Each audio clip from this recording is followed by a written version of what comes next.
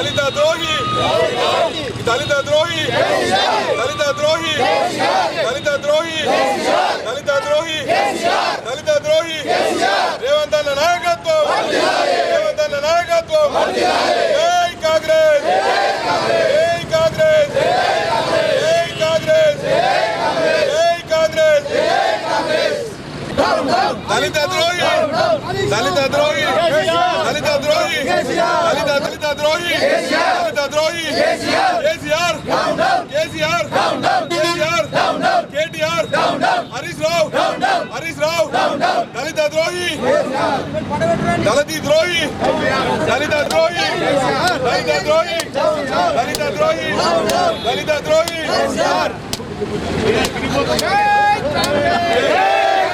గత 4 రోజుల క్రితము అసెంబ్లీలో సూర్యాపేట ఎమ్మెల్యే జగదీశ్వర్ రెడ్డి మాట్లాడినటువంటి మాటలు ఎంత విడ్డూరకరమో. జగదీశ్వర్ రెడ్డి గారు ఆనాడు నీ యొక్క నాయకుడు మొదలు తెలంగాణ ఉద్యమం చేసినప్పుడు నేను ముఖ్యమంత్రి చెయ్యను, నేను దళితున్నే ముఖ్యమంత్రి చేస్తాను అన్నాడు. ఆ మాట మర్చిపోయావా? ఈరోజు ఒక దళితుడు స్పీకర్ పదవి చేస్తుంటే చూడలేని స్థితిలో ఉన్నావా? ఒక్కసారి జ్ఞానం ఉంచుకొని నీ నాయకుడు ఎటువంటి స్థితి చేశాడో, ఏం చేశారు మీరు? దళితులకు ఏం చేశావు?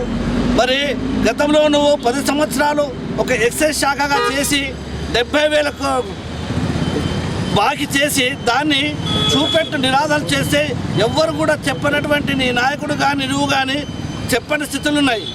దానికి నిర్ధారణ చూపమన్నప్పుడు కూడా ఎక్కడే వెళ్ళావు?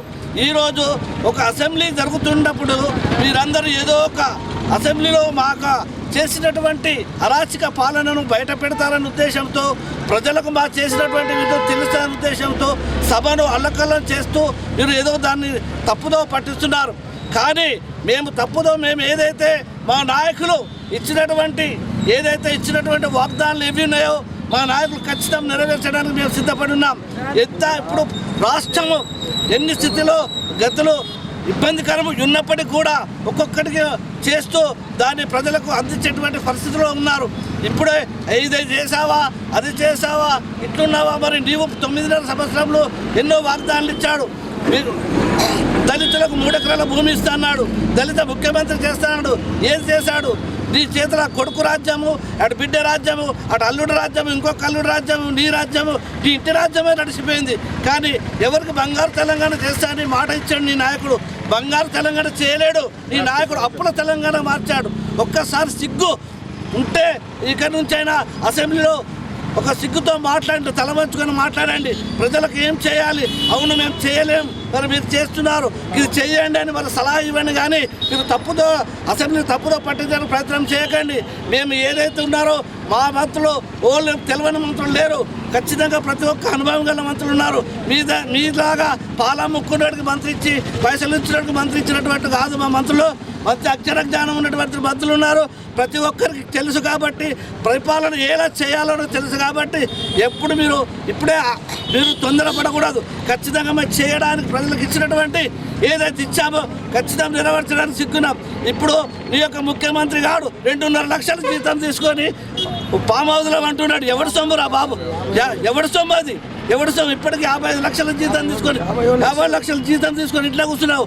ఇక్కడైనా సిగ్గుంటే ఇప్పుడైనా ప్రజల దగ్గర అసెంబ్లీలో మాట్లాడు, నీ సలహా ఇవ్వు, దానికి ఇట్లా చెయ్యు అని చెప్పు. కానీ ఇక్కడ నుండి ఆయన ఇట్లా మాట్లాడుతుంటే ఖబర్దార్. హరీష్ రావు, నువ్వు సమాధులకు కూడా నీ సిద్ధిపేటలో బొందబెట్టిన సమాధుల జాగా చాలలే నీకు. నువ్వు అనుకుంటున్నావు మా ముఖ్యమంత్రి అన్నాడు దూడెత్తి కానీ దూడకుండా గుణం లేదన్నాడు. ఇప్పుడైనా బుద్ధి తెచ్చుకొని మాట్లాడు. కేటీఆర్, నువ్వు కూడా జాగ్రత్త ఉండు. నువ్వు త్వరలో ఉన్నావు, జైలుకు పోయే అవకాశాలు ఉన్నాయి. ఇకనైనా జాగ్రత్త ఉండి మెదిలి మా నాయకులమైన ఏది కూడా నువ్వు మాట్లాడే అవసరం లేదు. ఏదైతే మా దేశ నాయకులు కానీ మా ముఖ్యమంత్రి గారు ఏదైతే ఖచ్చితంగా నిలబడి ఉన్నాం కాబట్టి ఇక నుండి ఖబర్దార్ ఉండి జాగ్రత్త మాట్లాడవలసిందే కోరుతున్నాను. అసెంబ్లీలో జరిగినటువంటి సన్నివేశాన్ని రాష్ట్ర ప్రజలందరూ చూడడం జరిగింది. వాళ్ళ మాట్లాడే విధానము, వాళ్ళకు పదవులు పోయినటువంటి ఒక పిచ్చి వ్యామోహంతో ఎవరిని ఏ విధంగా మాట్లాడుతున్నాము, ఎవరిని ఏ విధంగా సంబోధిస్తున్నాము అనే పరిజ్ఞానం లేకుండా ఒకసారి మంత్రి పదవి చేసి 10 సంవత్సరాలు ఎమ్మెల్యేగా చేసినటువంటి వ్యక్తులు ఎంతో ఔన్నత్యంతో వ్యవహరించి సభాపతిని గౌరవించవలసినటువంటి వాళ్ళు సభా గౌరవాలను మంటగలిపి ఒక దళిత నాయకుడు అనే దాన్ని వాళ్ళని కించపరిచే విధంగా మాట్లాడుతున్నటువంటి విషయాన్ని అందరూ కూడా చూశారు. అయినా కానీ నిమ్మకు నీరెత్తినట్టు లేకుండా ఇంకా వాళ్ళే అసెంబ్లీ నుంచి బయటకు వచ్చి ట్యాంక్ బండ్ మీదకి వచ్చి అంబేద్కర్ విగ్రహం దగ్గర కూర్చొని ముసలి కన్నీరు గారుస్తున్నట్టుగా వాళ్ళు నటన చేస్తూ ఉన్నారు. అయినా బీఆర్ఎస్ నాయకులారా, మీరు ఆడుతున్నటువంటి నాటకాన్ని ఎవ్వరు కూడా ఇక్కడ ఏకీభవించే పరిస్థితి లేదు. మీకేదో పిచ్చిలేసిందని చెప్పేసి పచ్చకామెరెడ్డికి లోకమంతా పచ్చకారేసినట్టు మీకేదో పిచ్చిలేసినట్టుగా మాట్లాడుకుంటే అది మీరు ఒకరినొకరు సంబోధించుకొని క్షణికమైనటువంటి ఆనందాన్ని పొందుతారే తప్ప దానికి ఫలితాలు ఉండవు. రాబోయే రోజులల్లా ఈ గవర్నమెంట్ ఏమేం చేసింది, ఏం కథ అనేది నిన్న మా ముఖ్యమంత్రి గారు 2.5 గంటలు ఏకధాటిగా ప్రతి దాన్ని క్షుణ్ణంగా వివరంగా విద్య మీద కానీ, వ్యవసాయం మీద కానీ, రుణమాఫీ మీద కానీ, ప్రతిదాన్ని ఒక్కొక్క వైద్యం మీద కానీ, ప్రాజెక్టుల మీద కానీ, అప్పుల మీద కానీ, మీరు చేసిన అప్పులకు కట్టింది ఎంత 15 నెలల్లో 1,58,000 కోట్లు మీరు అప్పులు తీసుకొచ్చారని చెప్పేసి అభాండం వేస్తూ ఉన్నారు. నిన్న రేవంత్ రెడ్డి గారు మీరు తెచ్చిన అప్పుల కుప్పకు అసలు ఎంత, వడ్డీ ఎంత, మొత్తం కలిసి 1,53,000 కోట్లు మేము కట్టినాం, మిగతా 4,500 కోట్లు మాత్రమే మేము రాష్ట్ర ప్రజలకు ఉపయోగించడం అనేటటువంటి విధానాన్ని మేము కూడా పెట్టినప్పుడు మీరు ఎక్కడ పోయారు? ఇవాళ మళ్ళా ఆ అగిపెట్ట మంత్రి మాట్లాడతాడు, ఇవాళ ఏం లేదు మాకేం నిలనట్టుగానే మాట్లాడతాడు. ఇవాళ లోకమందరూ చూస్తూ ఉన్నారు, రాష్ట్ర ప్రజలందరూ గమనిస్తూ ఉన్నారు ఎవరి వల్ల అభివృద్ధి జరుగుతూ ఉన్నది. రైతులకు, మహిళలకు, నిరుద్యోగులకు, విద్యార్థులకు, దళితులకు, మైనార్టీలకు ఎవరి వల్ల అభివృద్ధి జరుగుతున్నది అనేది వాళ్ళు గమనిస్తూ ఉన్నారు. రాబోయే రోజులల్లో మీకు ఇంకా అధోగతికి పోవాల్సి వస్తుంది. కాబట్టి ఖబర్దార్, మిమ్మల్ని మా నాయకుడు మా ముఖ్యమంత్రి గారు హెచ్చరించినట్టే మీరు జర జాగ్రత్తగా ఉంటే కనీసం మీ భవిష్యత్తు మంచిగా ఉంటుంది. లేకుంటే మీరు రోడ్ల మీద బట్టలు చింపుకొని తిరిగే పరిస్థితి వస్తుందని మేము హెచ్చరిస్తూ, ఖబర్దార్ కేసీఆర్, ఖబర్దార్ కేటీఆర్ అని హెచ్చరిస్తూ జై కాంగ్రెస్.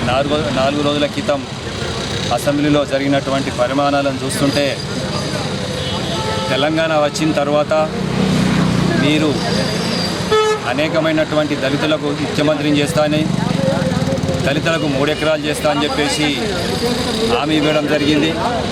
హామీలన్నీ తుంగలో తొక్కి ముఖ్యమంత్రి కాదు కదా ఉప ముఖ్యమంత్రి పదవినిచ్చి చూడలేక 3 నెలలు 4 నెలలకే ఉప ముఖ్యమంత్రిని బర్తాపు చేసిన ఘనత మీ టీఆర్ఎస్ ప్రభుత్వానికి దక్కుతుంది. కాబట్టి ఎప్పుడైనా దళితుల మీద మీకు ప్రేమ లేదు. అదే మరి కాంగ్రెస్ పార్టీ విషయానికి వస్తే ఇలా మా అధ్యక్షుడు ఏఐసీ అధ్యక్షుడు మల్లికార్జున గారు ఎస్సీ, మరి మా స్పీకర్ గారు ఎస్సీ, మాకు స్థానికంగా ఉన్నటువంటి మా మండలాధ్యక్షుడు కూడా ఎస్సీ. కాబట్టి మాకు కాంగ్రెస్ పార్టీకి ఇప్పుడు కాదు గత చరిత్ర చదివితే ఎప్పుడైనా కానీ ఎస్సీలు మాకు బాగా ఎస్సీ, ఎస్టీ, మైనార్టీ, బీసీ, బలహీన వర్గాలందరికీ అన్ని వర్గాలకు మేలు చేయటువంటి కాంగ్రెస్ పార్టీ. మరి ఇప్పుడు మీరు ఎస్సీల మీద ద్వేషం కక్కుతున్నారంటే అధ్యక్ష అని చెప్పేసి మాట్లాడాల్సిన మీరు ఒక ఏకవచనంతో అధ్యక్షుడిని మీరు కించపరిచారు. ఇది తగిన బుద్ధి చెప్తారు. నిన్న రేవంత్ రెడ్డి గారు కూడా అసెంబ్లీలో ఏకధాటిగా 2.5 గంటలు మాట్లాడారు ఇంతకుముందు అన్నగారు అన్నట్టు. మరి ఇవన్నీ చూస్తుంటే ఈ దళితుల మీద మీకు ఎందుకు కోపమో నాకు అర్థమైతే లేదు. వారు దళితులు పేదవారు, ఎక్కడ చూసినా కానీ పేదవారు ఎక్కువ ఉంటారు. కాబట్టి వాళ్ళని ప్రోత్సహించి పైకి తేవాలన్న తపన కాంగ్రెస్ పార్టీలో ఉంది. కాబట్టి కాంగ్రెస్ పార్టీ ఎల్లప్పుడూ దళితులకే కాదు అన్ని వర్గాలకు మేలు జరిగేటువంటి పార్టీ, ప్రజల పార్టీ కాంగ్రెస్ పార్టీ. మీరు ఈ దళితుల మీద అణిచివేయడం ఆపండి. అక్కడ చూస్తే మల్లికార్జున ఖార్గే గారిని మోడీ గారు తిడుతున్నారు, ఇక్కడ చూస్తే టీఆర్ఎస్ వాళ్ళు తిడుతున్నారు.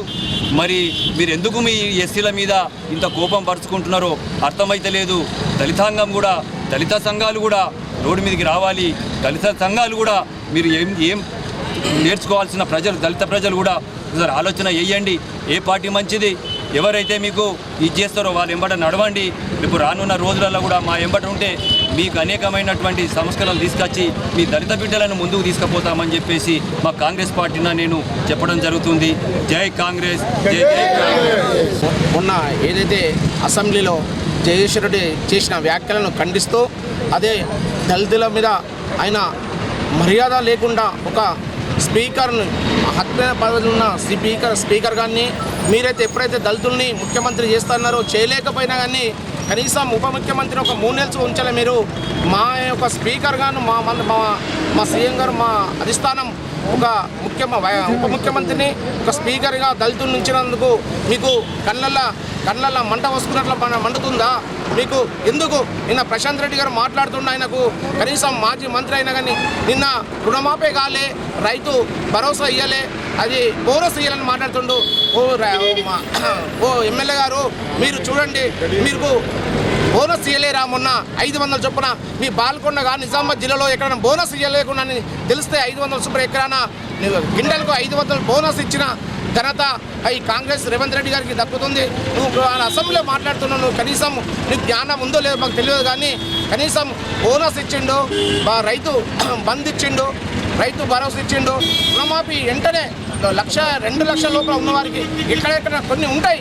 మీరు కనీసము మీరైతే 5-10 సంవత్సరాల్లో 5 విడతలుగా రుణమాఫీ చేస్తున్నారు, కనీసము 25 వడ్డీలకే సరిపోలే. మీరు నేను మాట్లాడుతున్నాను ఎక్కడైంది అంటున్నావు. నువ్వు రాబిడ్డ నిజామాబాద్ జిల్లాకు, నువ్వు మాజీ మంత్రి శుద్ధికి తెలిసే ఉంటుంది. నువ్వు ఎప్పుడైతే ఎమ్మెల్యేగా ఉన్నావుగా నిజామాబాద్ జిల్లా రా, ఎక్కడ రుణమాఫీ కాలేదో, రైతు భరోసా రైతు బోనస్ ఎక్కడ వాళ్ళేదో మాకు చెప్పండి.